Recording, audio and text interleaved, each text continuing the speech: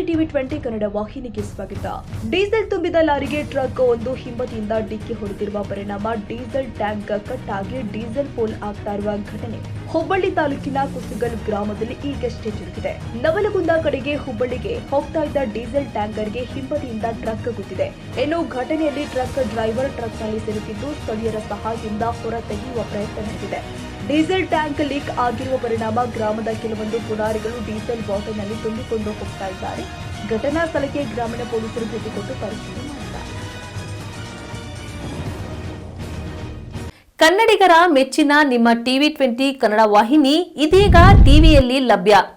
ಕರ್ನಾಟಕ ಮತ್ತು ದೇಶ ವಿದೇಶದ 360 ಡಿಗ್ರಿ ಸುದ್ದಿ ವಿವರವನ್ನ ಪಡೆಯುವುದಕ್ಕೆ ಟಿವಿ 20 ವಾಹಿನಿಯನ್ನು ಲೈಕ್ ಮಾಡಿ, ವಿಡಿಯೋಗಳನ್ನು ಶೇರ್ ಮಾಡಿ, ಕಮೆಂಟ್ ಮಾಡಿ, ಸಬ್ಸ್ಕ್ರೈಬ್ ಮಾಡಿ. HCN ಕೇಬಲ್ 842 ನಂಬರ್ನಲ್ಲಿ ಹುಕ್ಕೇರಿ ತಾಲೂಕು ಹಾಗೂ ಸಂಕೇಶ್ವರದ ಸುತ್ತಮುತ್ತಲಿನ ಹಳ್ಳಿಗಳಲ್ಲಿ ಲಭ್ಯ.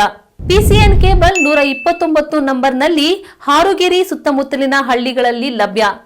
ರಾಯಬಾಗ್ ಡಿಜಿಟಲ್ ಚಾನೆಲ್ ಕೇಬಲ್ 80ನೇ ನಂಬರ್ನಲ್ಲಿ ರಾಯಬಾಗ ತಾಲೂಕಿನ ಸುತ್ತಮುತ್ತಲಿನ ಹಳ್ಳಿಗಳಲ್ಲಿ ಲಭ್ಯ. UDCN ಕೇಬಲ್ ನೆಟ್ವರ್ಕ್ ಉಗಾರ ಸುತ್ತಮುತ್ತಲಿನ ಹಳ್ಳಿಗಳಲ್ಲಿ ನಿಮ್ಮ ಟಿವಿ 20 ಕನ್ನಡ ವಾಹಿನಿಯೂ ಲಭ್ಯ.